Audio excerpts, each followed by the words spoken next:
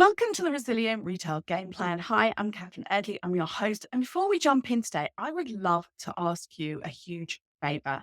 And that is, would you please rate and review the podcast? If you've listened, but you've never written us a review or left us a rating, then this is your opportunity to help out.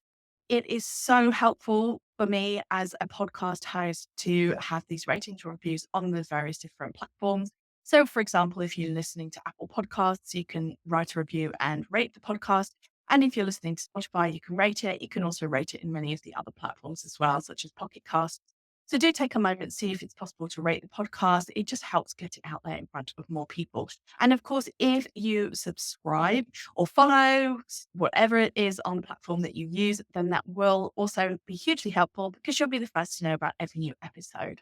So today's episode, we're actually going back in time. I am resharing episode number 3 of the podcast that I recorded all the way back in 2020. And it is such an important topic and such a popular episode. It's one of my most listened to episodes that I wanted to reshare it again because I re-listened to the whole thing. And really, these are some fundamental principles that haven't changed. And I wanted to share them with you today. It's all about pricing and healthy profit margins. It's really fundamental when it comes to creating a cash-rich, abundant business. You don't want to miss it. Have a listen. And if you want to know what your profit margins look like at the end of this, then check out the show notes for a link to my free margin calculator. Enjoy the show. Welcome to the Resilient Retail Game Plan, a podcast for anyone wanting to start, grow, or scale a profitable creative product business with me, Catherine Erdley. The Resilient Retail Game Plan is a podcast dedicated to one thing: breaking down the concepts and tools that I've gathered from 20 years in the retail industry and showing you how you can use them in your business. This is the real nuts and bolts of running a successful product business, broken down in an easy, accessible way. This is not a podcast about learning how to make your business look good. It's the tools and techniques that will make you and your business feel good. Confidently plan, launch, and manage your products, and feel in control of your sales numbers and cash flow to help you build a resilient retail business.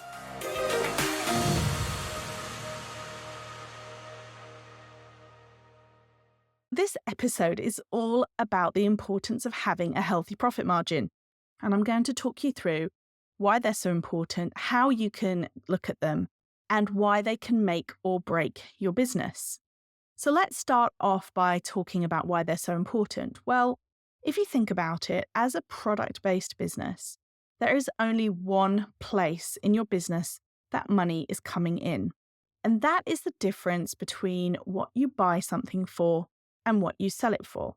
So if you think about it then, any other expense that you've got in your business, whether that's paying yourself, whether that's paying somebody else, covering your dispatch costs, covering the cost of running advertising, for example, or your web hosting, or anything else that you can possibly imagine, it all has to be paid for by the difference between what you're buying your products in for and what you're selling them for.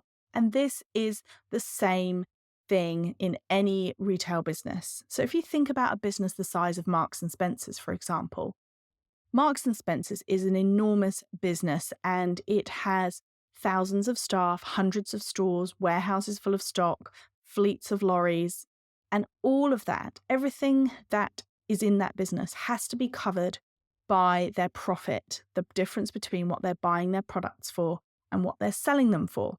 Of course, they have some additional services such as their cafes and their bank, but ultimately, Marks and Spencer's and any retail business is paying for everything in the business by creating that profit every time they make a sale, which is why it's absolutely critical that you get that number right. So your intake margin, that is a percentage, a number that indicates what percentage of the selling price is made up of profit. And this is what I would have to report on when I worked in big businesses. I would go to the CFO, Chief Financial Officer, every month, and I would have to give them a forecast of what the intake margin looked like it was going to be for the upcoming season. I would have to report on that every month. I'd have to tell them how that profit margin actually came in, and then I would also have to forecast forward. And when I worked at Coast, which is now unfortunately in administration, I would sit with the CFO and he would actually show me the cash flow models and the impact of changing that profit margin. So just a less than a percentage drop, just a tiny decrease in that margin would mean hundreds of thousands, if not millions of pounds being wiped off the ultimate profitability of the business. All because the amount of money that we were making every time we made a sale was forecast to decrease. So the business had to work, the buying teams and the merchandising teams had to work really hard to maintain that profit margin where we wanted it to be so that there was enough money coming in to cover all of the other bills in the business. In the last episode, when I was talking about the changes to the retail industry, you may remember that I talked about legacy retailers and some of the problems that they're facing. And a lot of them are to do with this profit margin. So going back to some of the statistics that I mentioned, the British Retail Consortium was saying that pre-2007, that an average retailer would expect to end up with 6 to 9% of their sales as profit. Since then, it has dropped to between 3 and 5%. And all of the pressures on that profit for those big retailers was coming from problems with their intake margin. So, for example, after Brexit happened and the pound dropped, then anything you bought from the Far East in dollars was all of a sudden a lot more expensive. And therefore, that profit margin was being eroded. And you can see that if the profit margin gets eroded, the money gets wiped totally off the bottom line and the whole business model just falls over. Obviously, you're not at that scale just yet, but your profit margins are like the foundations of your business. So it's very important that you pay close attention to them and you're really fully aware of how much money you're making every time you make a sale. Another way I like to look at it is think about it like a cake. If you think about you sell an item for £10 and then you think about, okay, so you get that £10. And if you're VAT registered, then you have to cut a £2 slice out of that cake and give that to the government. Then you have to cut a slice out to cover the costs of those products. So if you have a 50% product margin, then half of that £10 sale is already taken up by the cost of what they call COGS, or cost of goods sold. So if the cost of the goods sold was 50%, then that gets taken away. And then you have to cover all of the other expenses in your business from that remaining piece of cake. And if the cuts that you're making in terms of the profitability, in terms of the cost of the goods sold are too big, then all you get left with are crumbs. So you want to do everything that you can to, number one, be really clear about what your profit margin is. And number two, if it's not in a great place, then you want to do some work to improve it. So what are some of the common mistakes that people make when they are thinking or looking at their profit margin? Well, I have to say, one of the most common mistakes is that people just don't actually take the time to break down all of the costs associated with one product and calculate what that product margin is. So I would say 9 times out of 10, when I've worked with a business who's having cash flow problems, and we've done some digging into their cash flow and into their expenses, into their sales, into their profitability, it's usually that the profitability isn't high enough. So that means that their profit margin percentage is not high enough to sustain all of the other costs that they've got going on in the business.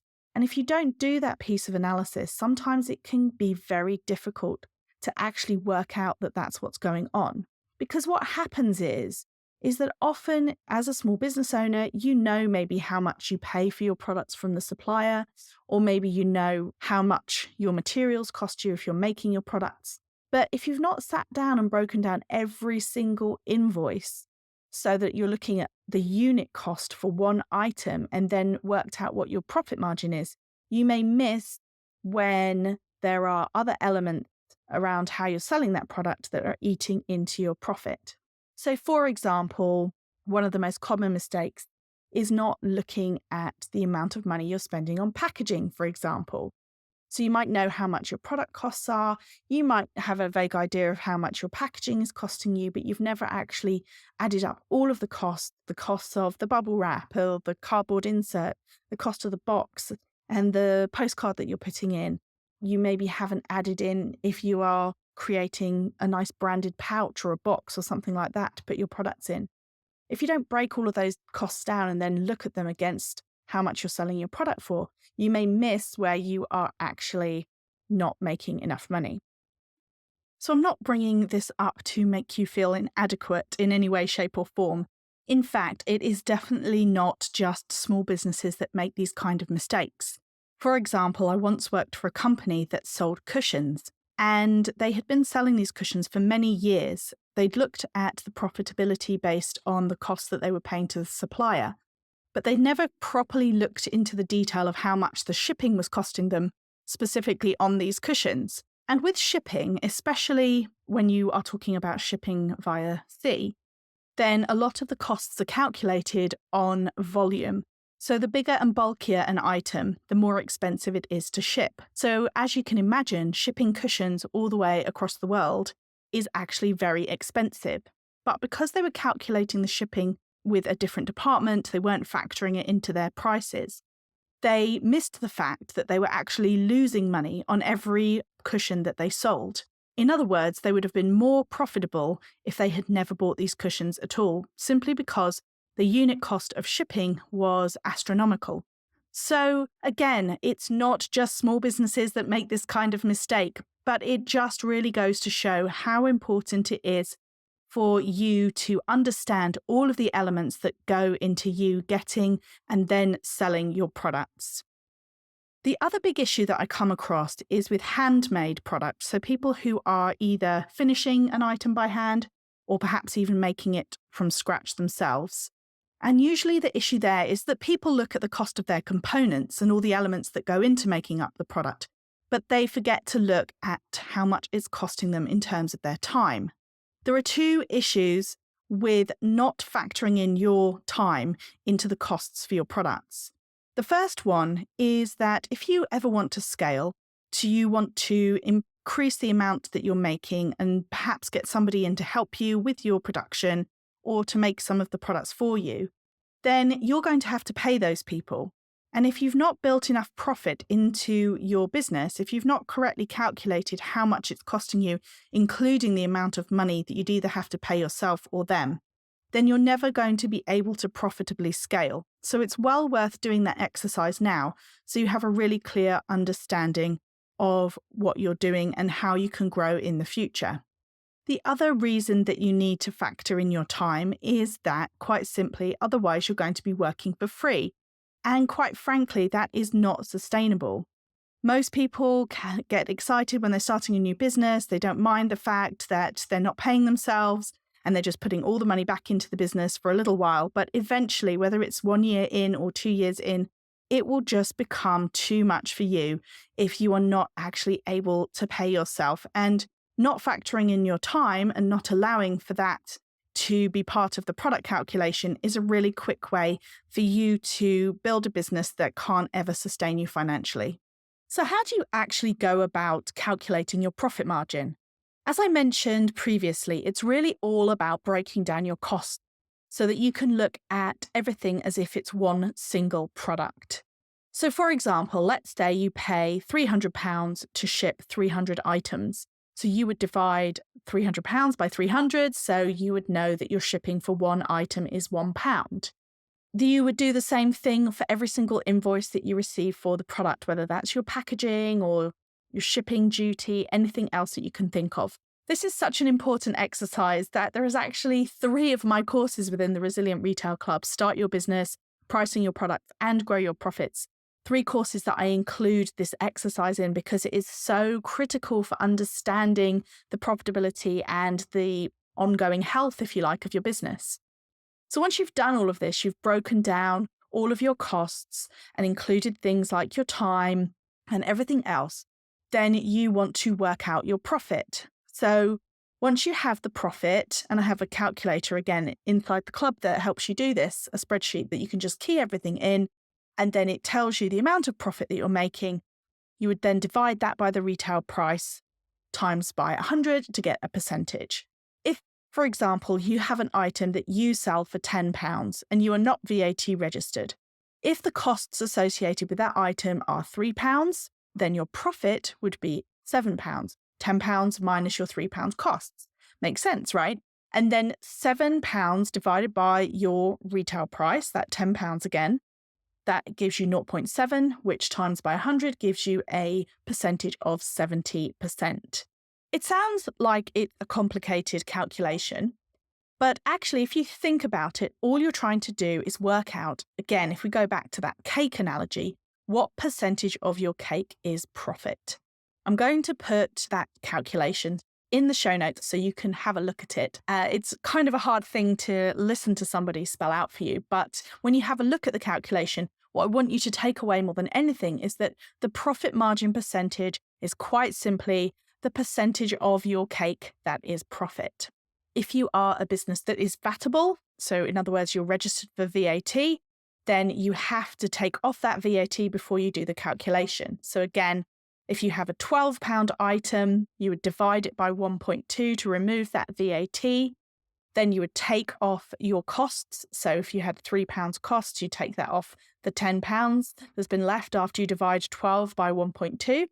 And then again, you have 70%, you have £7 out of your £10 as profit, which is a 70% margin. So this is an exercise that I would strongly recommend, especially, as I said, if you're struggling with cash flow. I think it's a great place to start to have a look in your business to do this calculation. Do this for every item that you have in your range already, ideally. It's also a great exercise to do before you bring anything new in. So before you commit to purchase an item, run the numbers, take a look at the profitability so you can work out whether or not it is going to be worth your while. So what are some of the other considerations then when it comes to margin? So yes, you want to look at the individual profit margin for every single item. And as I said, I can't stress enough how much of a valuable and eye-opening exercise this really is. But there may be times when you want to think about a whole collection. So let's say you've got a selection of items and some of them, well, maybe one or two, you just simply can't get the profit margin where you want it to be. But there are other items that are actually doing better than you would expect. You've got great profit margins. Sometimes you want to think about the average across a whole collection. It's much better to take a balanced view of a whole collection than to increase prices, for example, on some items that just don't really warrant price increases just so you can make the numbers stack up. The other thing that it's really, really valuable to look at, and again, I go through this in the Grow Your Profits course inside the Resilient Retail Club, is to look at your average profitability over time. So that is a more complicated calculation. First things first, you need to understand how much profit you're making on every single item that you sell. And then you can do a piece of analysis looking at how many items you've sold, say over a 3-month time period, and work out your average profitability. So, for example, if you know that every time you sell a product, on average, you're making £15 profit, that's a really valuable thing to understand because it can help you in so many different ways, from understanding how much money you can really spend on advertising to how much money it's worth spending on dispatch costs or anything else like that. If you understand the average profitability of your business, it is a real key to understanding and growing your overall profitability. Something else that is important to get a grip on is how your profit margin changes by your sales channel. This is really about understanding what your payment charges are or the costs associated with selling in various different places. If you sell on your own website, then this generally will give you the most profit of any selling channel that you could possibly sell on. And the reason for that is you only have to pay the processing costs for something like PayPal or Shopify Pay or Stripe or another payment processor, where it's usually somewhere between 2 and 5%, depending on what you're using. But if you are selling on a marketplace, for example, so something like Not on the High Street, you may be paying 25% commission plus VAT, so you may be paying 30 to 35% of your sale price on selling fees. And so it's important for you to do this exercise, You don't have to do it for every single item, but for sure, take a look at your best sellers, perhaps your best 5 or 10 items, and see how those profit margins change according to where you are selling them. And big retailers do this too, but it's generally a lot more difficult for them to get to grips because they have to factor in all of the different costs associated with selling via the different channels.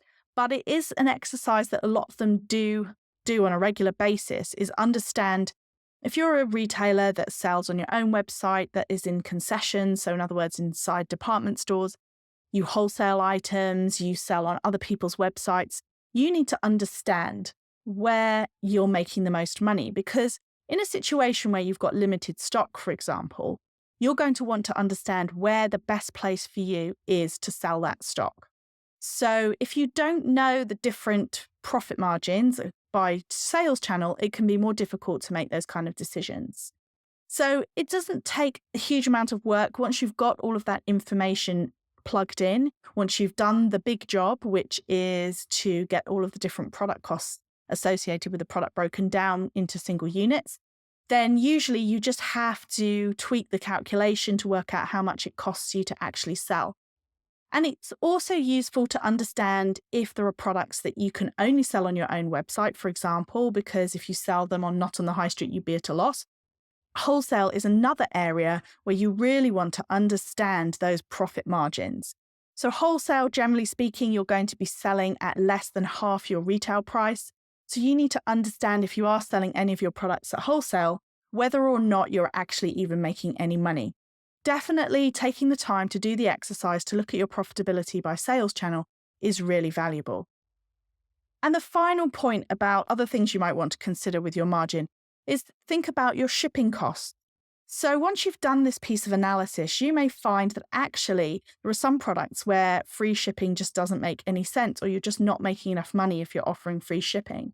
So that's another reason to break down all of the costs associated with getting your goods to you and then out to your customer, is you can have a look at when you can and can't offer free shipping and think about if you need to tweak things. For example, only offer free shipping if people are purchasing over a certain level, or basically just how you can make it work for you. And it's very hard to understand how to make it work for you unless you've taken the time to break everything down and look at it at a product by product level. Next, I'd like to address a question that I get asked a lot, which is usually as soon as we start talking about margins, someone will say to me, well, what actually is a healthy product margin? How do I know if I'm in the right place? So to look at this, I would suggest that you start off by just analyzing the cost to get the goods to you, the cost of the goods, and the packaging. Put postage and selling fees to one side for a moment, because those are kind of additional things that layer onto the end of the profitability calculation. And they also change. So your shipping costs, for example, will change depending on whether or not you're offering free shipping. And obviously your selling costs change depending on which sales channel you're looking at. So let's just strip it back to how much the actual products cost you and how much their packaging costs you, and talk about those profit margins. If you are purchasing products from another business, so in other words, you're buying in as wholesale, you will only really be able to achieve a 50% margin. So a 50% margin is typically how wholesale pricing is set up. The intention of wholesale pricing, or the way it's calculated, is to give the final seller, so that's you, the retailer, around a 50% margin. So if that is your business model, to buy small quantities or to buy stock from other businesses and then sell it on, then 50% is what you can expect to make. It's not really something you can play around with that much in terms of trying to improve it. Instead, your lever, if you like, that you're going to have to pull in order to improve your profitability is going to be all about trying to really minimize the amount of stock that you're holding on to at any one time and really make the most of your profitability that way. So otherwise, if you're making or creating your products, before you add on those shipment and payment fees, then really you want to be making around a 65 to 70% profit margin. If you've got that 65 to 70% profit margin, then that is really an ideal situation for you to be in. And that means that you've got enough money in your business to be more flexible. Because what does it feel like if you've got a healthy margin? Well, you've got space to discount the stock if you need to clear it, because you can do a discount without selling the stock at a loss. You've got more money coming in, so you can hire in any help that you might need, whether that's help with picking and packing, or whether that's help with customer service emails or social media. And you won't feel as stretched or resentful.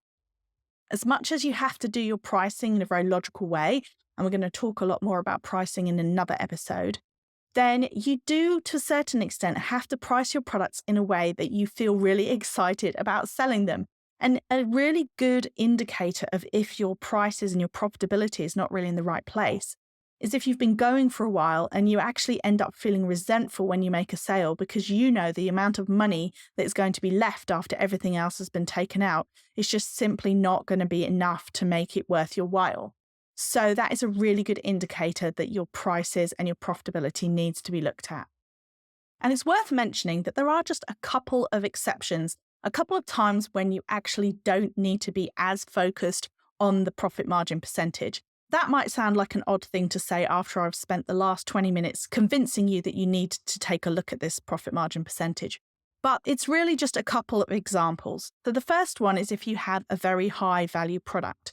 Because sometimes if you're selling something for a couple of £100, then actually, if you're getting a 40% margin, but that's over £100 cash value per item, then maybe it's okay if it's 40% and not higher.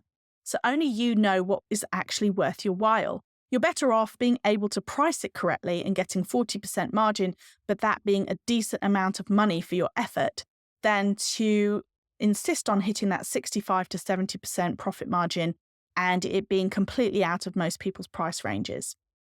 The other time that you don't need to worry too much about the profit margin percentage is when you are first starting out. I cannot stress this highly enough. You want to keep your purchasing really, really tight. When you first launch your business and you're trying to understand about your customer, what they like, what they don't like, and how you can even sell your products, the last thing you want to do is get caught up in purchasing hundreds or even thousands of items just so you can get a better margin or a better price per unit. I had a conversation once with a charity. They were launching a website and they decided they were going to buy 5,000 bike seat covers because that was a really great unit price. And I asked them how many bike seat covers they normally sold, and it turns out they'd never sold any. So yes, you might get a great unit price if you buy 5,000 bike seat covers, but if you've never sold them before, then you want to buy 1 or 5 or a tiny number so you can start learning. At this point, it's less about trying to get that profit margin right and more about minimizing your risk and not tying up too much of your cash in stock right from the get-go. Another question that I get asked a lot is, what do you do if your profit margins aren't great? So let's say you do this piece of analysis, you're making your products yourself, you're having them manufactured, and it turns out you're actually only making a 40% margin or something like that. So in that case, there are a few things that you need to have a look at. If you're having the products manufactured for you, you can do what's called cross-costing. So that means if you're working with one manufacturer and the prices are just really high and really difficult, then you would go to different manufacturers and you would ask them to price out the same product so you could understand if you could look for a better margin somewhere else. You can also have a really honest conversation with your supplier, especially if it's someone that you've been working with for a while. It's always worth asking them the question, how can I bring down my costs? What suggestions do you have for improving my profitability? And you might be surprised with their answers. Sometimes they work to a brief and they don't want to deviate from that brief because that's how you've asked them to create the products.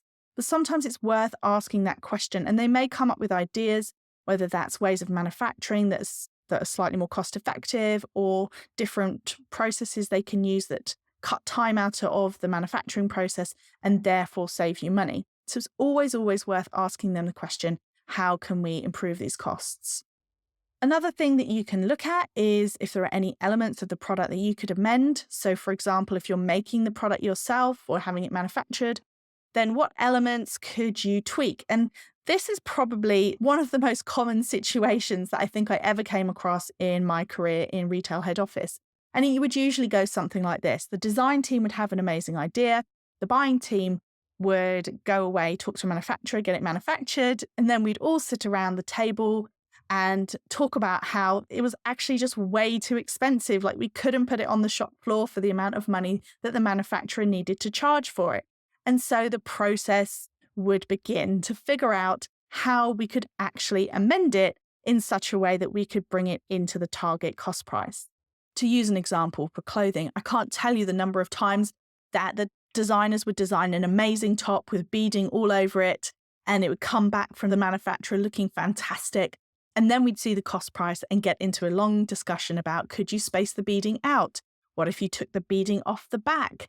What if you reduced the beading around the hem or the neckline?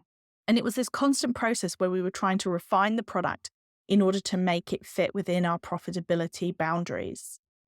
It's a really important exercise for you to do, because one of the approaches that I hear about setting prices is people say, well, take your cost price and multiply it by 4 or some other number to set the price that you need to sell it for. However, if you do it that way, you're never questioning and challenging yourself and how you can improve the profitability of your products, because you're just accepting your cost price as something that can't be changed. But it's always worth asking yourself, especially if you're the person making the product, or if it's being manufactured especially for you, is ask yourself, how can I amend this product to make it more profitable? Now, the key here is that you have to do it in such a way that it doesn't harm the essential essence of the product. So, for example, if you make clothing and it's all about the incredible fabric that you use, then don't touch the fabric. But are there cheaper buttons that you could use? Are there different techniques for the construction of the garment that would bring the prices down? It's the same thing with, say, a candle. Let's say that you are known for your fragrances. So don't mess with the fragrance, but are there any other elements of the candle that you could tweak in order to bring down prices? And so that is the real key here. If you set your profitability as something that you absolutely have to improve, then you will be forced to be creative and think of ways that you can tweak your product so that it still delights your customer, but also has a great result for you in your business. Another way that you can think about improving the profitability of your sales, for example, is, as I mentioned earlier, if you have a low margin product, you can try and combine it with a high margin product to overall have a better cost price. So an example would be, let's say you had a notebook and maybe that's not hugely profitable by itself because you're using very high quality paper, but you've got a really high margin pen that you can combine to do a bit of a bundle offer. So you're able to overall improve the profitability of the two things together. So there are lots of different ways that you can be creative with improving your profitability if you focus on it as one of the key tasks for your business. Now, notice that I didn't mention increasing your prices. Generally speaking, people jump to the conclusion that they need to increase their prices if their profitability isn't where it needs to be. However, if you've done your price setting correctly, which I'll talk about in another episode, then you will have got your products at the correct retail price. So increasing them isn't going to help that much because people just won't buy them if they're just too expensive. So price increases, in my mind, is one of the last things that you should do to increase your profitability. So in summary then, take the time to review your margins. It will give you so much insight into your business. Do the exercise of breaking down the costs and really understand how much money you're making every time you make a sale, and understand how that varies by where you're selling as well. It's a really eye-opening exercise and one that will definitely help you on the road to better profitability and better cash flow in your business.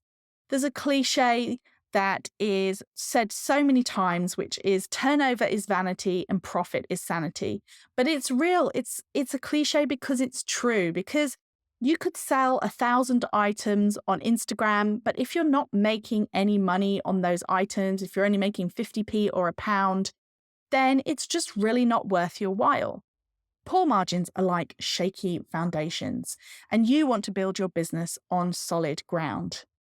So it's well worth your time to dig in and understand what kind of profit margins your business is operating on right now.